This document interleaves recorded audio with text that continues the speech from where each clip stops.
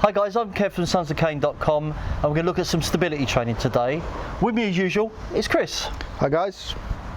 What we're looking at is how to develop your strength, your stability and your striking ability, close range, and how to develop it with your own mobility needs.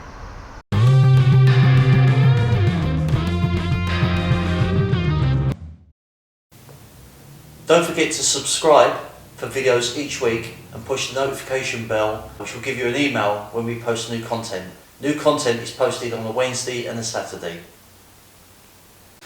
So what we're looking at today is developing your appreciation of somebody with limited mobility, but developing your own core power and grounding power when you're doing cane work in basically a confined space as well. So this has got a twofold meaning. So what I've done is got a wushu bamboo ring and I've hooked it round Dan's knees, so he's got limited motion, but what he can do is if he crunches in his core, he's actually got a very, very stable position. So by using this he can practice keeping himself grounded, whereas Kev will use his canes to do that because this is his mobility, that is how far he's going to move. So that's the first part of the exercise. If you can't move and you're close in, what we're going to do is windscreen wipers, what we call them. But this is for close in, but it's good for developing power. So Dan, I want you to have the crook down, grab it near the top of the shaft there and up here. So we're literally going to do a windscreen wiper with our body. Our elbows are going to be tucked in, so they're very, very close to the body. Now this is good if people grab your cane, you're deflecting or striking. The key to this is the grounded stance, a strong core and the elbows tucked in. So where are you feeling it at the moment? Still my core. Yeah, so people say, oh, it's all in the hip, but you might not have hip motion. But get it in the core and get it in the chest as well, because that's where you're going to generate power. Right, with Kev, obviously, he needs one cane for stability, so this is going to change slightly. What we've got here is a one-armed brace block. But how are you developing that? Because you can't use your core as much. The power comes from leaning on the cane, knees are slightly bent. As it comes up, I'm tensing my core and my loin and my shoulder. So I'm almost coming down with motion. And I find that that gives me the most power and most stability, because I'm leaning into a cane like I would be as if I was walking. So it's just that motion. Cool. Okay, so what I'm going to do now is just do a quick drill with Dan.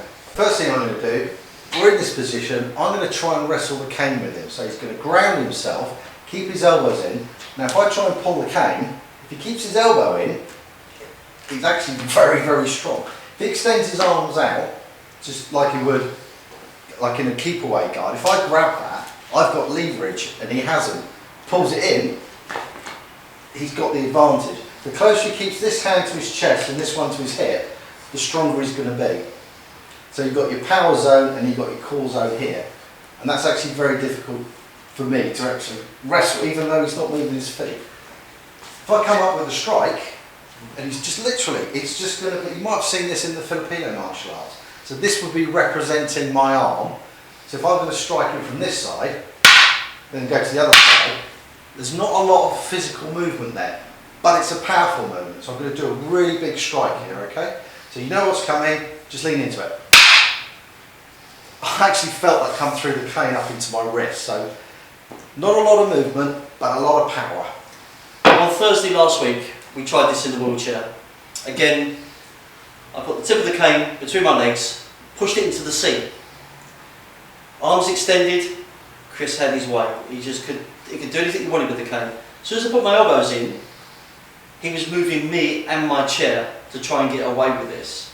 So it does work with the chair, but we're still working on adapting it for further sort of windscreen wiper motions.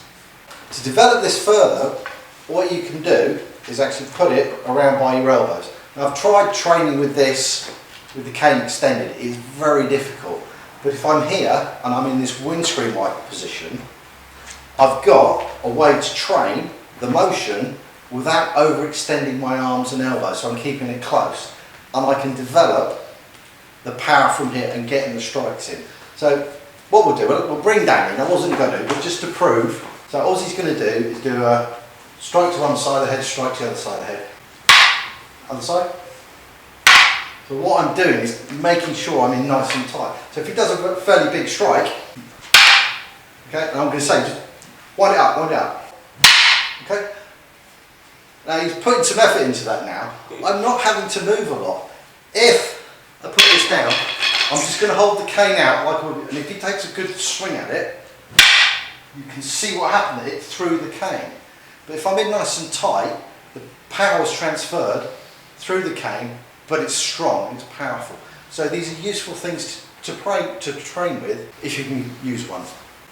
Right, what we've done here, Callum shows you his elbows, I've used one of our exercise bands and tied him up. So if I give him a cane, so he does the same thing, he's offered some resistance and some strength training there, but he's still keeping everything tight in, which is what we want. We can do the same with the knees. So if you haven't got a wushu ring, you can use one of the exercise bands, and then if he flexes his elbows out, but keeping them in, he's getting a little bit of a workout in as he's doing it. And if he comes square on, and I wrestle the cane with him, he's still got the power.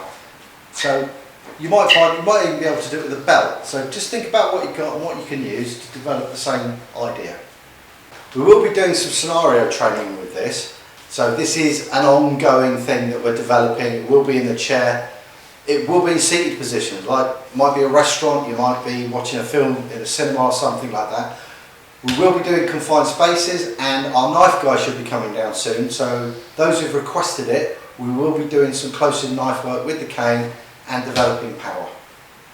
Thanks for watching, guys. We hope you liked the video. Again, it's just the start of the techniques. There will be more to come.